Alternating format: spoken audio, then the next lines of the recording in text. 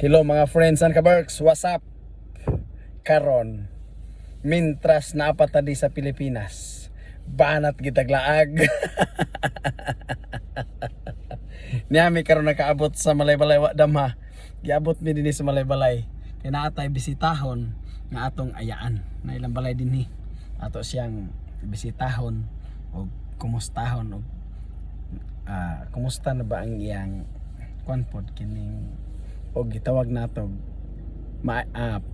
kahimtang sa panglawas.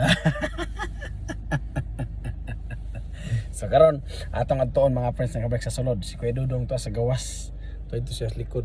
Yung ano, dinhi siya sa likod, di man siya makasandig og tarong, mahigda siya, maguyog yung ulo, gidagat siya. Napagutbot si Kuya Dudong nga ngano kuno andalan din si Pilipinas, sige liko-liko. Naanad siya sa Thailand nga puro street sad way liko. Ato kumusta as durong sa likod, kumusta ang iyang plaster dito sa likod, kay atong dagan gimarka ta og 160.